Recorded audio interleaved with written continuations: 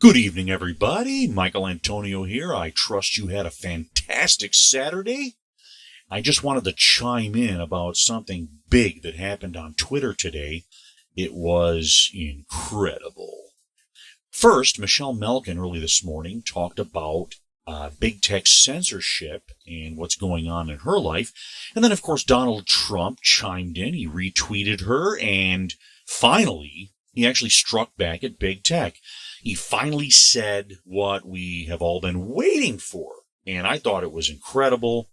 But then an ironic twist, and I'll tell you about that in a minute.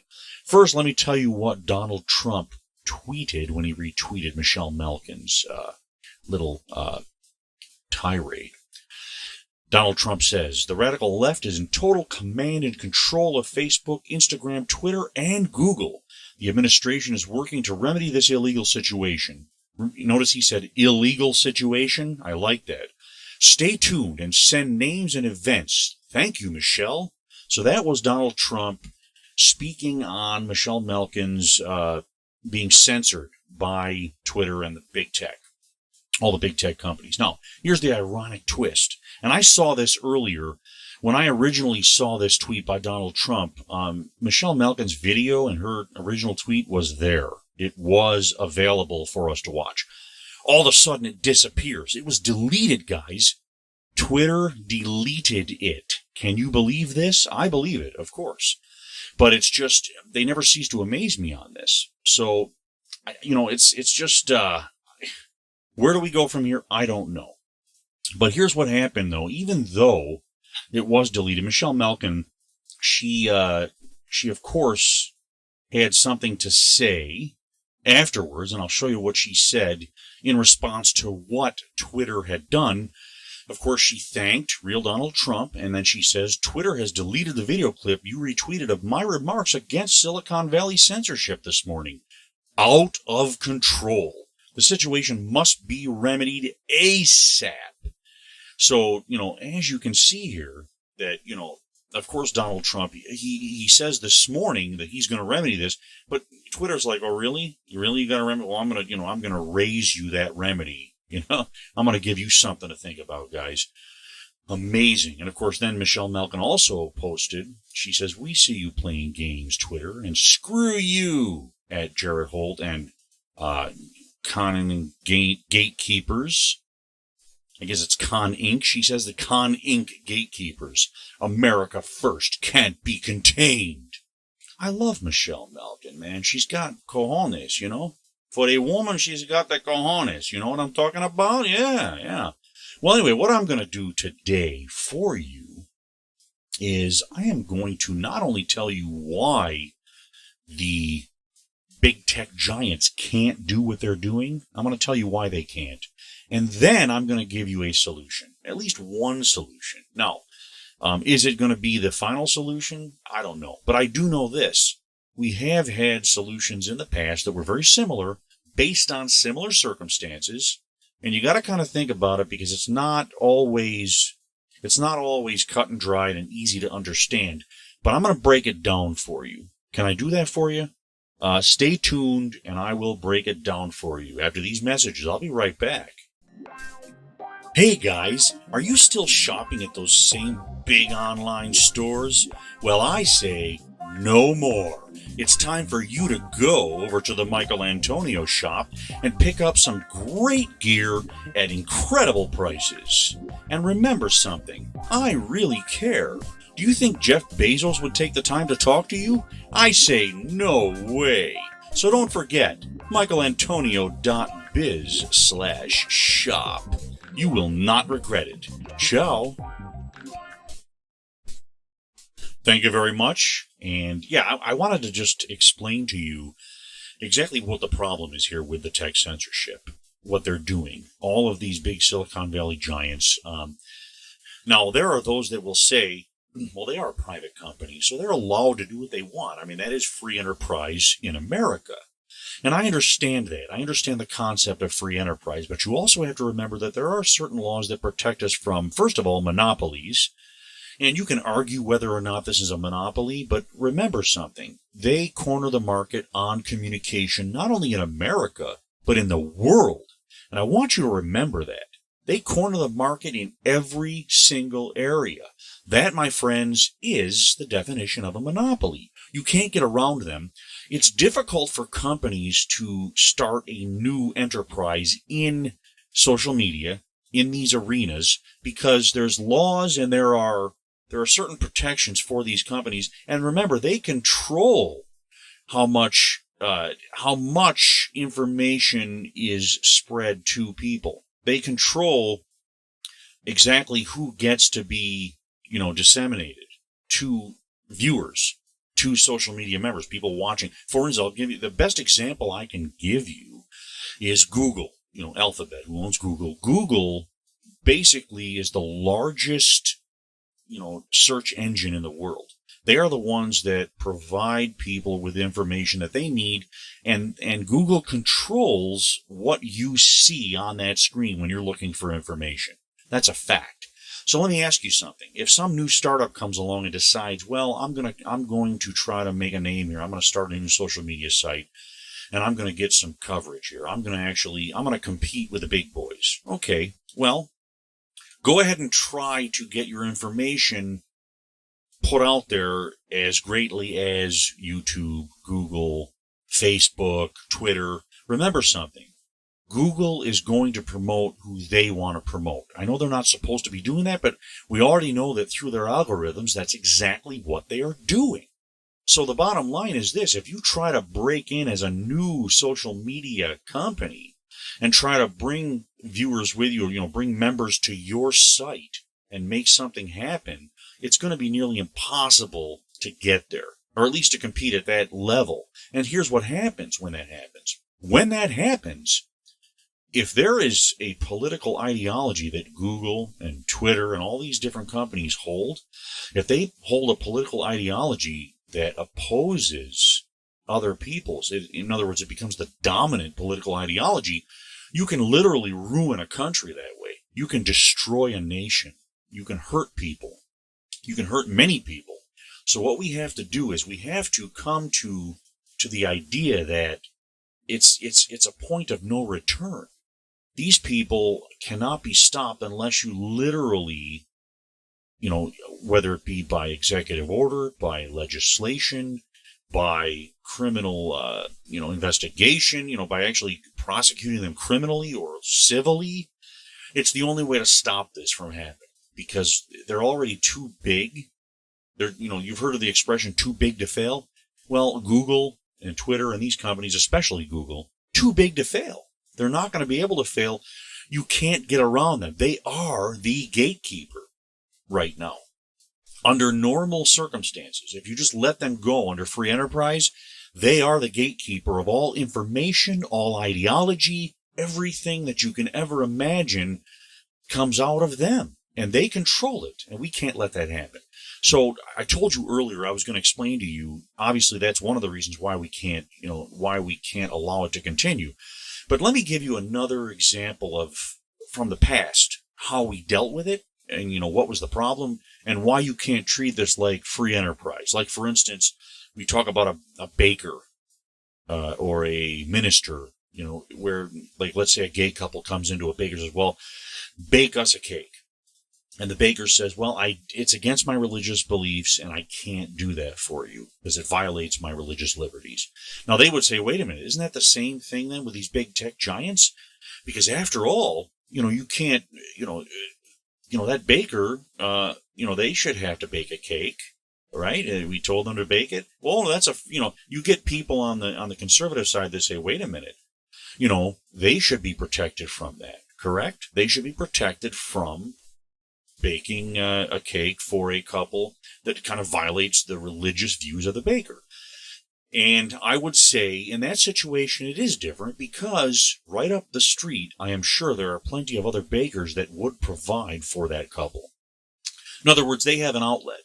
There is no monopoly on the baking of cakes and cookies for that particular that couple with that ideology. They can go many different places to get their information, to get what they want to get. And that's a fact. They can do that.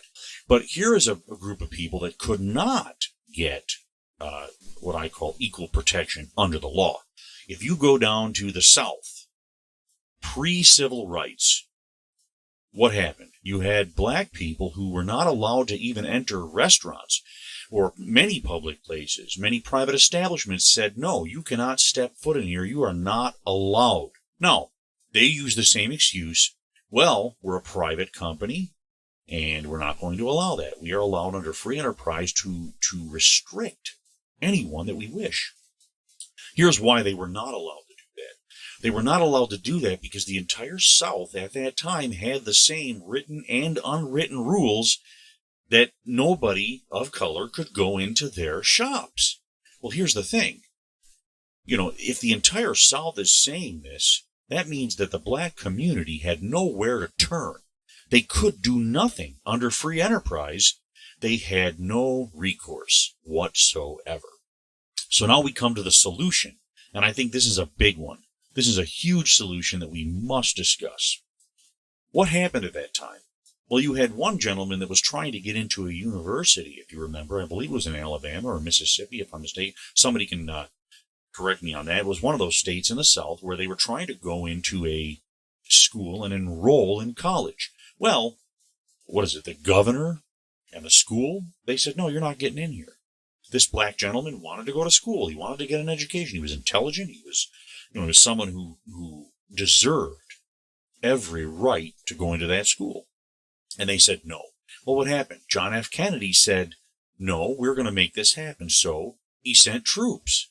And they literally defended this gentleman's right to attend a university for the first time. A man of color got to go and attend this university. And this is what I'm saying. They had no recourse at that time unless there was intervention to preserve their civil rights. In other words, equal protection under the law. So there are things that are different. You can't put a blanket on small companies who have religious liberties because there are other places that someone of a different ideology can go. When it comes to the big tech giants, no, they cannot do it. So what I wanted to say is that the solution is that we need executive action. We need legislation. We need punitive prosecutions. And in any form, whether it be criminal, whether it be civil, there's many things we can do here. But I think one of the biggest things is if you want to get into specifics, there's a way to solve this problem. And it goes back to what leftist ideology has been telling us for many years. For many years, they've wanted people to represent America in a diverse fashion, correct? Every organization, every government, office or every entity in this country, they said, should represent the diversity of America. Okay, fair enough. But what they forgot about was that you cannot just have diversity of the groups that they want to protect. The nomenclature that they want to use. For instance, people of color or women or people of certain sexual orientations. You cannot protect certain groups of people, based on those criteria. We all have equal protection under the law. Well, I would tell them, what about someone of a different political or religious ideology? Do they not deserve the same protection under the law? So this is where we have to strike back and say, look, guys, you cannot do this. You cannot selectively choose how you want to mete out justice, how you want to create a diverse space in this country and throughout the world. They don't get to call the shots. It has to be equal, and it has to be, it has to protect everyone involved. So here's what I say. And by the way, guys, I think this should be true not only with the big tech giants, but also in the media. This should be true of the media as well. It has been studied, and we know that according to studies, that more than 96% of the media today is left-leaning and, in fact, Democrat. Many of them have registered and have said that they are Democrats. So we know that most of the media is left-leaning. They do not subscribe to conservative politics. We know that. So My solution is, I think the best way to handle this is to let's legislate diversity. Why not? They've tried to do this with affirmative action as it applies to race, as it applies to other things. They tried to do it with women, creating laws that gave women more of a voice in society. Well, now it's time to do it for political ideologies and religious beliefs. So here's what I would say. I would say that these companies, these big tech giants, in order to continue to operate, they must have on their board of directors, and not just on the board, but controlling members. They should have an equal amount of control to the board members that have the most control. And these people should be of varied political ideologies. That's how we will handle this. Is that how they want to go? Is that the place they want to go to? No. They're going to try to argue this, and they're going to try to fight this. And, after all, it may not come to that. It may not get to that place. They may just say, look, we're going to lay off. We're going to stop, shadow banning. We're going to stop doing all these things. Just lay off. And we may come to a point where we will be able to take our foot off the gas. But I think that time is not yet. And I think if it does come down to it, if they're going to fight us tooth and nail to the very end, I think it does come down to a point where you do have to take these kind of punitive actions. You have to tell them, nope, I'm sorry, but we're going to put in a few conservatives on your board of directors. And not only are they going to sit on your board, but they're going to have a controlling interest on your board. They're going to be able to make day-to-day decisions. They're going to be able to even prosecute things that you might think are bannable offenses by members on your sites. Those people are going to be able to help in the decision-making process. They're actually going to have a voice in it. So if you have a group of people that say, well, this person must be banned, well, there has to be a reason, a good reason for it. And it must follow the Constitution of the United States. In other words, you cannot, as a platform especially, and I didn't broach this yet, but I might as well. As a platform, you really don't have the right to ban people and have terms of service as such. Your only terms of service as a platform can be that people are not allowed to violate the law. That's it. They're not allowed to violate law. It's as simple as that. So if somebody says something that's very unpopular to most of the other members, and especially to some of the board members, some of the people who own the company, even if it offends you, if it's not against the law, you really don't have the right to have terms of service that tell them they must be banned. So first of all, I guess the first thing we do is, instead of just having these board members fight amongst themselves, I say you create a charter, you have a business plan, you have an actual law book for the company that says our terms of service are very simple. If you violate the law, you are banned. But there will still be a process. There still will be a due process that will be very much the same as a court, whether it be civil or criminal. And so what we will do is you will get your due process. If you do something that we find to be illegal, we will go through the process. We might even consult with our lawyers and with people who know the law and who understand it. And we will come to a decision. Of course, everyone on the board will come to a decision, and it can be either unanimous or you can have a majority rules. But remember something, it's going to be a diverse board now. It's not going to be just, a leftist board that's going to control everything. It's going to be a diverse board. And by the way, the person should also have the right to appeal, and they should also have the right to sue.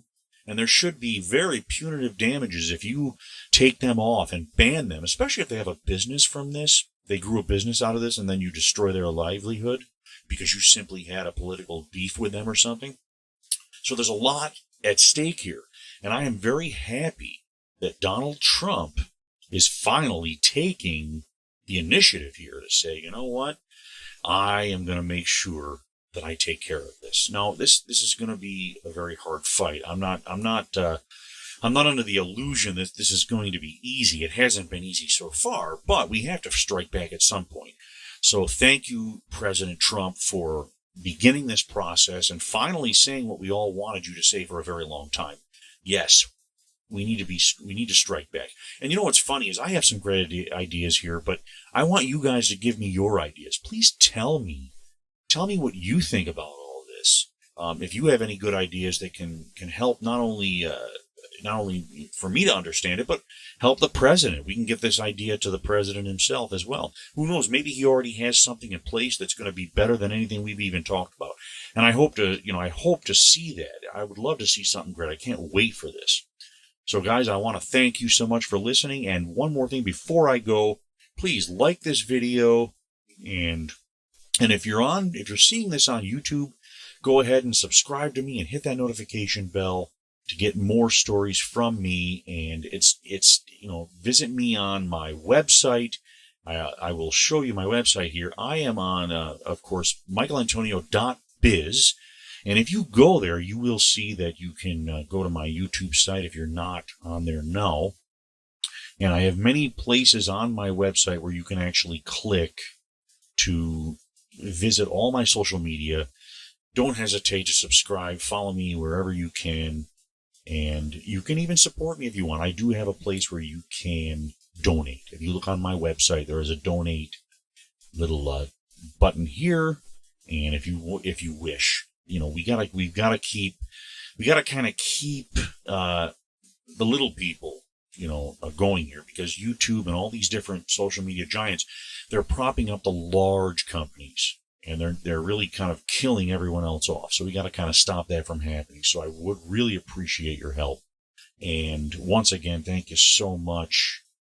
And I can't wait to see what happens here. Guys, please comment here. Let me know what you think about this. If you truly believe that something big is going to come from this, and we are going to get finally what we want. Are we going to win this fight? I don't know, but I want to hear from you. Please let me know. Thank you so much, and have a great Saturday night.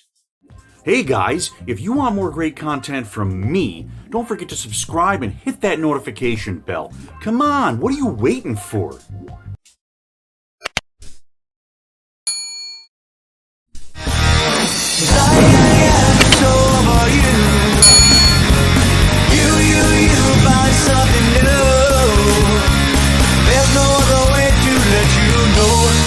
Time for you to go.